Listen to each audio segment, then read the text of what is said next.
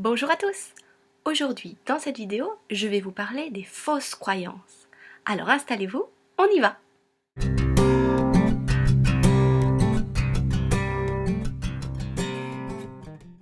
Les fausses croyances ou croyances limitantes peuvent aujourd'hui être un frein à la relation à l'autre, mais aussi à votre épanouissement personnel. En effet, les pensées comme celle-ci. Ma voisine est trop stupide, mon collègue de travail est trop orgueilleux, ne fait que renforcer l'animosité, les différences entre les individus et ne vous permet pas de vivre heureux. Je vais vous apprendre dans cette vidéo comment vous libérer de ces fausses croyances. Allez, pour commencer, il faut comprendre que chaque individu part dans la vie avec un sac à dos rempli de ses propres croyances, liées à son éducation, liées à ses expériences de vie et liées à sa gestion des émotions face aux différents comportements qu'il rencontrera. Les croyances deviennent limitantes quand elles entraînent de la peur, de la discrimination, de la jalousie, du rejet de l'autre. Dans ces circonstances, vous nourrissez des émotions qui sont négatives, qui vous empêchent d'être heureux et vous empêchent d'aller vers l'avant. Imaginons cet exemple. Ma voisine a une difficulté avec son poids. Elle est en obésité ou en surpoids. Je peux nourrir une croyance qui est limitante par rapport au poids. Je pense que ma voisine est fainéante, qu'elle est bonne à rien, qu'elle est stupide, inintéressante. Je vais, par cette pensée, la rejeter, la discriminer.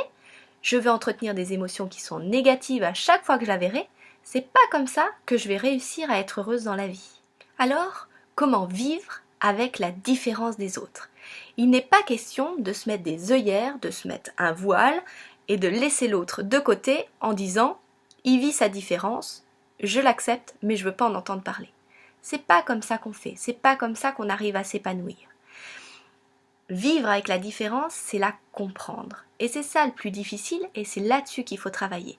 Comprendre pourquoi je vois l'autre de manière différente. Il va falloir travailler sur l'origine de ces fausses croyances. Qu'est-ce qui fait qu'aujourd'hui, je pense que le poids est lié avec une certaine forme d'intelligence? Il y a énormément de possibilités. Parfois, c'est lié à l'enfance. Des pensées qui ont été ancrées dans le subconscient par les parents, qui eux-mêmes avaient cette croyance limitante. Parfois, c'est qu'on a rencontré dans sa vie une personne qui était en surpoids et qu'effectivement, elle avait peut-être un niveau d'études inférieur à soi-même. Et on a fait le rapprochement. Il va falloir chercher comme ça pour voir d'où vient cette croyance limitante. Quand on a trouvé l'origine de cette fausse croyance, il faut maintenant se poser la question de savoir pourquoi est-ce que je conserve encore en moi cette croyance limitante. Alors là aussi, plusieurs possibilités. Ça pourrait être, ça renforce la confiance en moi. Je ne suis pas en surpoids, donc je vaux mieux qu'elle. Je suis une personne intéressante. Voilà. Ou alors, le regard des autres est très important pour moi, le jugement de l'autre est très important pour moi. Être vu avec une personne en surpoids m'expose au jugement des autres. Ça peut être une autre possibilité. Si vous avez décidé d'être plus heureux, de nourrir des pensées positives, d'aller de l'avant, alors vous allez pouvoir vous libérer de cette fausse croyance. Comment on fait? Comment on procède?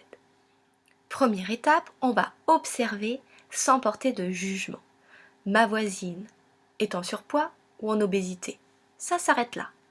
Rien ne me dit qu'elle n'occupe pas un poste important dans une société, qu'elle n'est pas une mère bienveillante et à l'écoute de son enfant, ou qu'elle n'a pas une passion commune avec moi-même. Rien ne me le dit. En accompagnant mes émotions, mes ressentis, je vais pouvoir laisser une place à la bienveillance. Ma voisine, à chaque fois que je la verrai, je ne porterai plus de jugement sur elle, peut-être de la curiosité, peut-être que je pourrais aller vers elle, poser des questions, être à l'écoute, mais en tout cas, le sentiment premier, la croyance première qui nourrissait en moi des émotions négatives, des pensées négatives, pourra simplement disparaître et je me sentirai beaucoup mieux, beaucoup plus détendue au quotidien. Alors, si je résume, comment fait-on pour se libérer d'une fausse croyance? Si vous avez de l'animosité, du ressenti envers une personne, identifiez s'il s'agit d'une fausse croyance. Deuxièmement, trouvez l'origine de cette fausse croyance. Allez puiser à l'intérieur de vous-même, dans vos souvenirs, dans votre éducation, l'origine de cette pensée. C'est là que l'hypnose, l'auto-hypnose, peut être vraiment un outil hyper intéressant.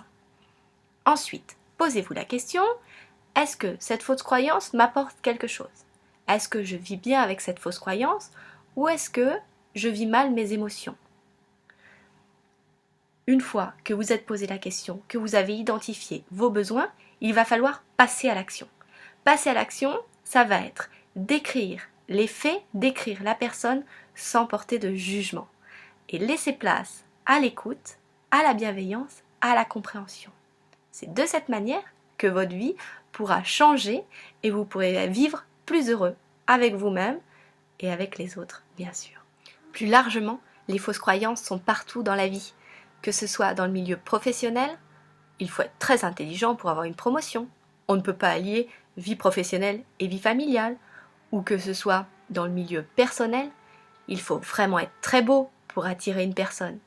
On ne peut pas être heureux quand on n'est pas riche.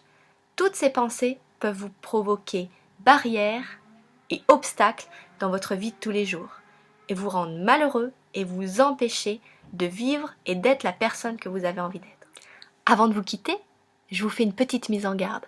Attention à votre ami bien pensant qui va vous informer sur la nouvelle personne que vous allez rencontrer, en vous disant « Attention, celle-ci n'est pas fiable, il vaut mieux pas la fréquenter ». Généralement, ce genre de parole va vous en apprendre davantage sur votre ami que sur la future personne que vous allez rencontrer. Pensez-y. Et voilà, c'est fini. Je vous dis à bientôt.